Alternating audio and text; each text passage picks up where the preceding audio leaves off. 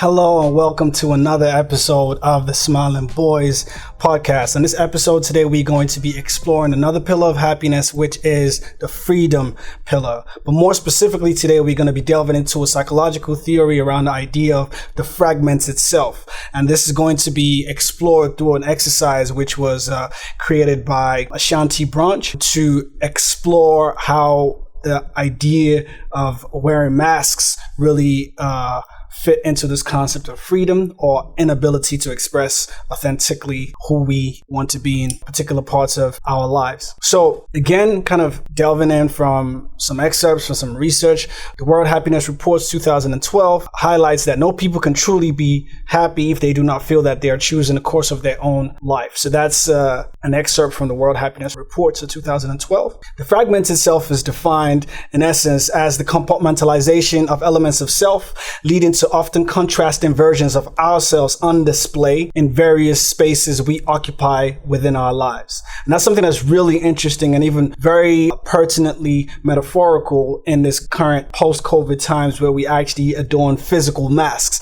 So I guess it could give a bit of a context to really try to understand what we might be exploring in this idea of not a physical mask, but actually a mask that psychologically we are conditioned to kind of wear, especially boys. And we're going to explore that in greater detail as the episode kind of progresses. So as the psychological theory explores the idea that we compartmentalize the versions of ourselves that we feel safe to show in different elements of our lives. So therefore, who we are perhaps at home might be different to who we are when we are in school versus who we are when we are in particular friendships and who we are perhaps online in social media kind of avatar of ourselves. So it's really interesting, especially when we think about young people, especially young boys, understanding what we explored in previous episodes around the ways in which boys are socialized, and emotional literacy is one of the latest things for young boys to develop in terms of the ways in which they're parented and the ways in which they're given care.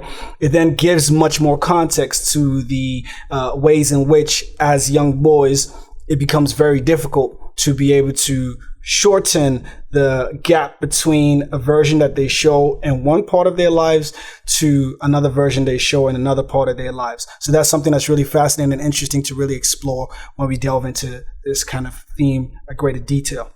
So the theory also explores the fact that the wider the gap, the bigger the chances of developing into more complex mental disorders like dissociative identity disorders, bipolar, multi-personality disorders, and so forth. Also, by exploring the fact that boys are much more likely in comparison to girls to be diagnosed with ADHD and a lot of other behavioral disorders, which again kind of feeds into this theory and this idea as to how boys are socialized, which then makes the fragmented self become a much more possible reality for boys in the various social groups in which they occupy. So I'm going to start off by playing you guys an audio of a series of boys exploring or reading the versions of their masks that they created. So the simple exercise, as I said, which was created by S.M.I.L.E, who's a black educator in Oakland, and he created this exercise where he designs a mask and he gives it to young people and gets them to write the versions that people see when they step into the world in any kind of setting that they are in. And then he asks them to also write on the back of the mask what it is that they don't show people. So this is an exercise that I then kind of use in a lot of my sessions around allowing young boys to explore and express and to actually hear what other young people that sit around them in class also explore in their own identity in terms of the versions they show and the versions that they actually don't show to people around them. So I'm going to play you guys an audio clip of a bunch of young boys just reading out what's on their masks in the front and also what's on the back. And then we shall reconvene and explore themes around that. Confident, dumb, serious, funny, tough, yeah. And on the back, the bit you don't show. Anger, emotion, smart, caring. I show people that I'm quiet, fearless, and I've lost the plot. And on the back? I'm smart, observant, and caring. And you don't show people that? I show people that I'm funny, happy, don't care, serious, confident, tough, and I like to make people think that I'm a bit dumb. Yeah, and what people don't see is I'm a bit introverted, smart, angry, stressed, and successful.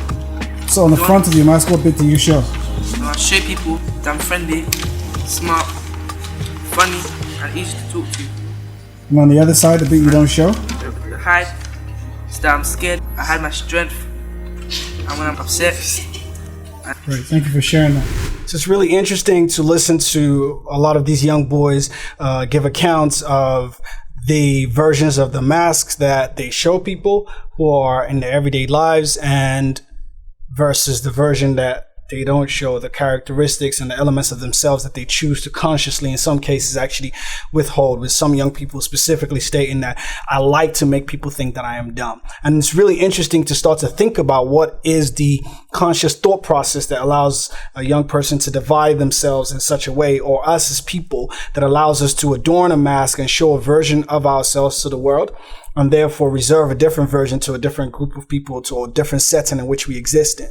And that, again, is, as I highlighted, is the psychological theory of the fragmented self, which a lot of us do on a very subconscious level, and in some cases we do that on a conscious level. And ultimately stems from the idea of survival. The idea that when we've been exposed to various elements of trauma in our lives, or various elements of shame and various things that have happened in our everyday lives that show us that actually showing this version of yourself to this group of people or to this place that you exist within would bring you more pain, would bring you more harm, would bring you more destruction, as a mechanism to allow yourself to survive, to be able to progress in the world that you're in so that you don't become extinct. Ultimately, you choose to put that section of yourself in a particular compartment and show the other version, which is perhaps more valued or much more celebrated in the world in which you exist in.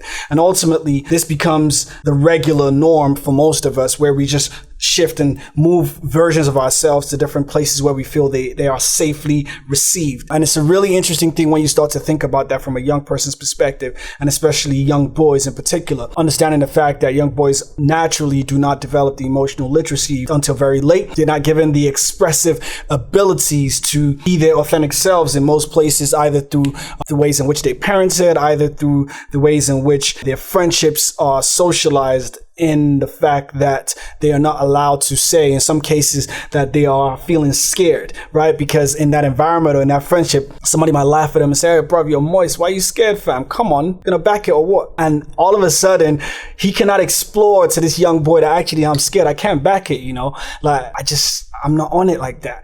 And ultimately, the kind of punishment that comes to that young boy from being able to voice out who they really authentically are. Who's this guy that's not really about beef? He's not really trying to back nothing. He's just trying to go home and play on his PS4. But ultimately, that version of himself is not safe in that environment. So therefore, he has to wear an armor. He has to wear this mask that presents to the world that, yeah, he's on it and he's really out here to back it. So that's something that's really interesting, hearing a lot of these young boys kind of explore very deep concepts of fragmented selves, and the fact that in some cases these young boys talk about how they don't show that they're angry, they don't show that they are sad, that they are disappointed, and all these other things, which are complex emotions that as human beings we all have the license to experience and to exhibit, but more so within the ways in which the limited confines of masculinity allows boys to only show particular emotions. And therefore, when they're angry, instead of actually exploring that and expressing that version of themselves, maybe they act out in a much more negatively violent way. And it's also really interesting to really start to think about the fact that hearing all these young boys talk about these things, and without fail, all the responses that were given were very clear that there was a dissonance in those two sides of themselves, and the versions that they show and the versions that they keep or they don't show as many people. And actually the next follow-up question was asking them, why do they think that's the case? And a lot of them just like, no, it's just, that people just don't want to see that, and that's something stems from a programmed validation of somehow at some point down the line that young person has decided to show this version to some people, and they didn't want to see that. Whatever that might have looked like to that young person, they just didn't want to see that. So that reaffirmed to him that actually this version of myself, I need to keep it away from everybody. I need to keep it away from being vilified and bringing me pain, because actually I don't want to consistently be putting myself in a position where pain becomes a norm to me. And that's ultimately, again, a survival mechanism. And then when we start to think about that and how that really starts to impact the way that boys grow up into men, and how that inevitably reflects in the numbers of men who are sectioned in mental health provisions, especially black men. In that regard, the amounts of boys that end up being diagnosed with ADHD and bipolar and DID, which is the dissociative identity disorders. So it really starts to kind of bring in a torch light. So it really starts to kind of shed a light into what we then see in the manifestations of boyhood and manhood in our society.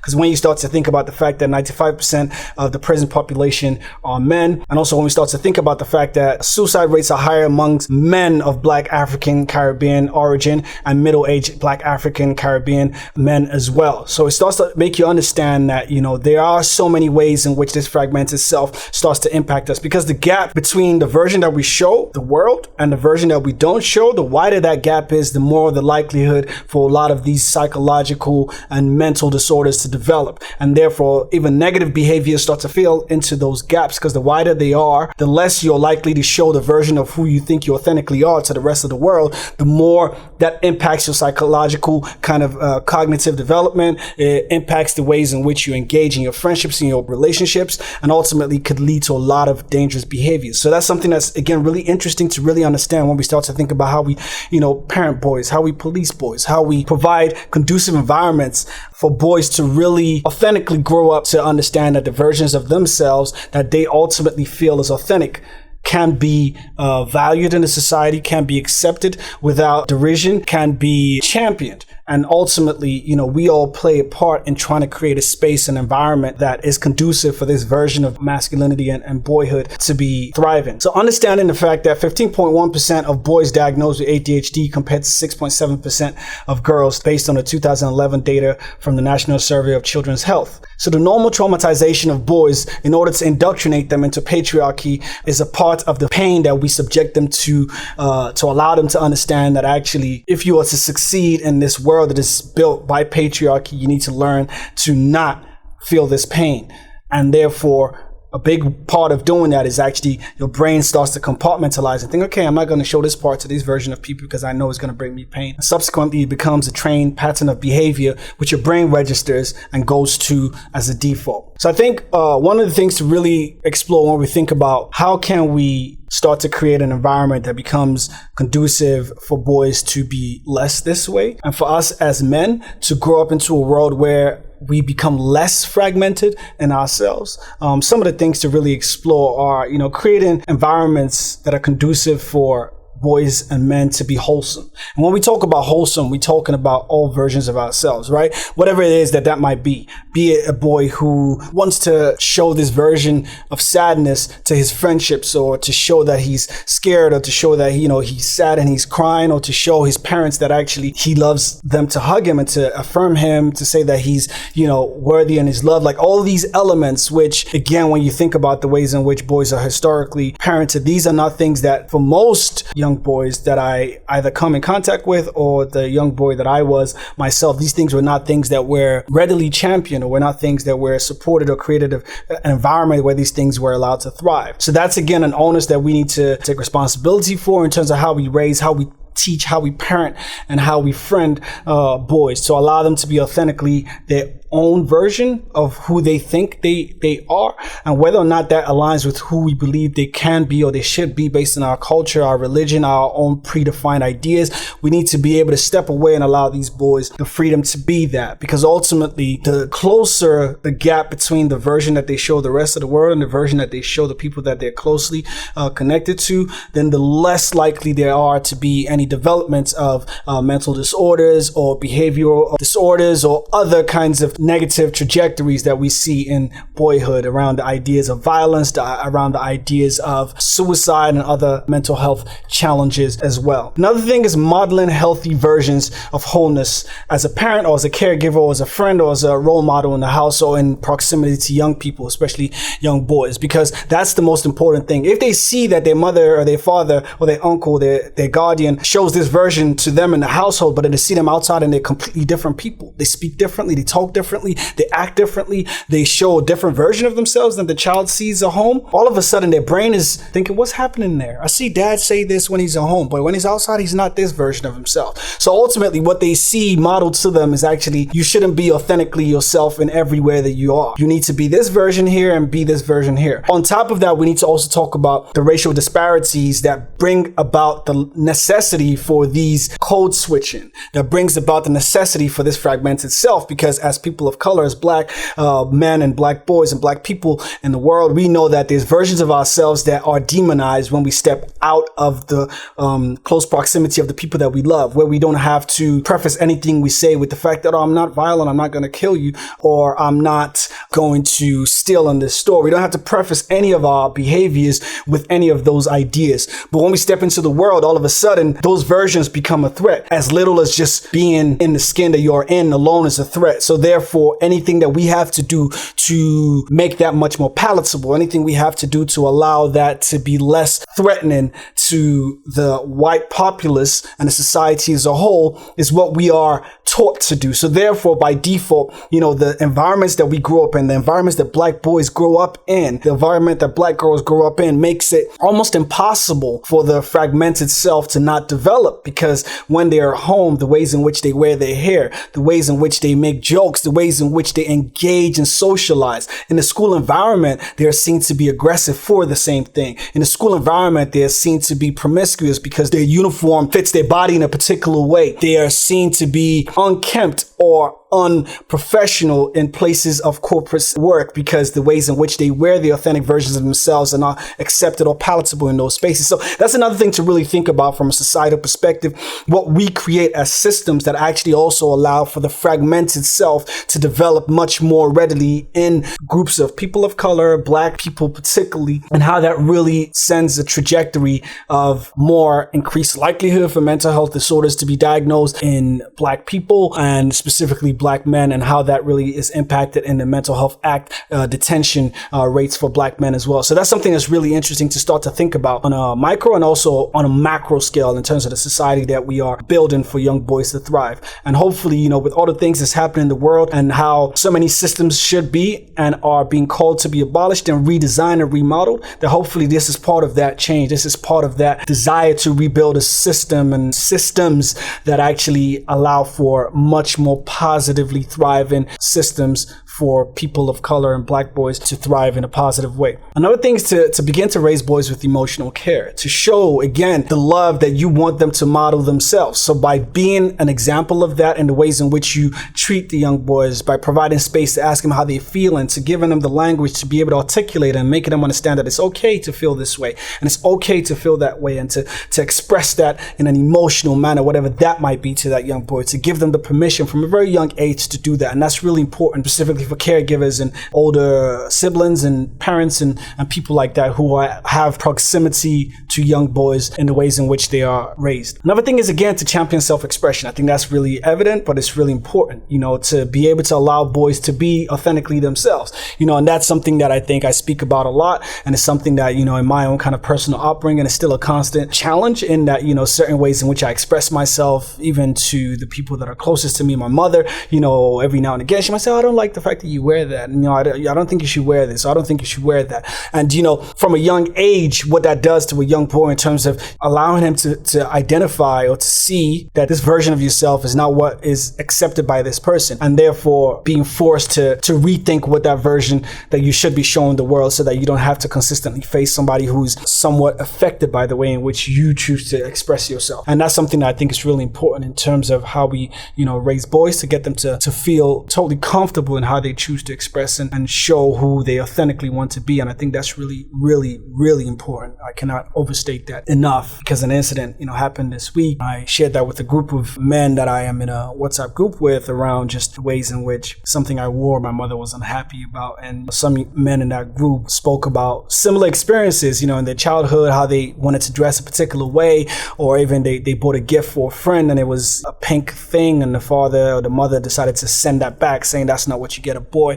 or, wanted to grow their hair out, and, the father saying that was something that was gay and they shouldn't do that, and how all these other ideas that really serve as a policing tool for the patriarchal identity of what masculinity should be, and how a lot of us, no matter how much we don't even think about it on a conscious level, when situations like what happened in my case happened, and I shared that story with other men on the group, how everybody started to share their own stories and their own experiences about how similar things happened to them, and actually they've not really maybe challenged those people that are so close to them in the ways in which I did with my mother in that situation. But yeah, it's really important and really a very powerful element in terms of actually trying to negate a lot of the other challenges that young boys face, if especially they have to deal with that with people who are the closest to them in their everyday lives. Another thing is to provide a platform for boys to develop emotional literacy. And that's something that, especially in the project that I deliver with the S.M.I.L.E-ing Boys project, I create a box, a mood box, which allows the young boys to start to express and explore how they really feel.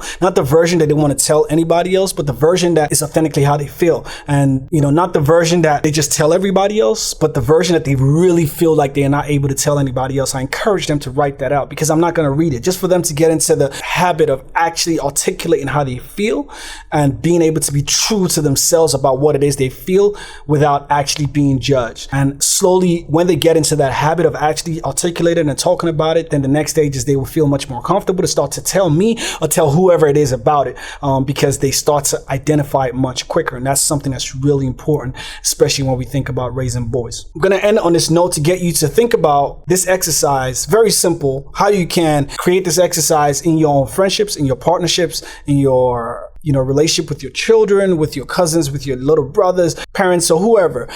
Just draw a mask, whatever kind of mask it could be that the young person or you want to draw, and then get them to write how they feel like they are perceived, or how they show the world they should be perceived on one side of the mask. So the version that people see every time they step out into any environment, and then ask them to write the version on the back that they don't show people. And then you ball that up into a ball and throw that across the room and get random people to pick up the mask and to read what's on the front and read what's on the back, and discuss why there is a disparity between both, and really start to explore how you can create space that allows for those versions of each other on both sides to actually become a version that they show more readily to everybody else. Hopefully that was something that really sparked some thinking in our minds around how we raise boys, how we police boys, and how we ultimately exist as boys and men in a society, and how hopefully this can serve as a tool to allow us to reconnect with the versions of ourselves that might be fragmented,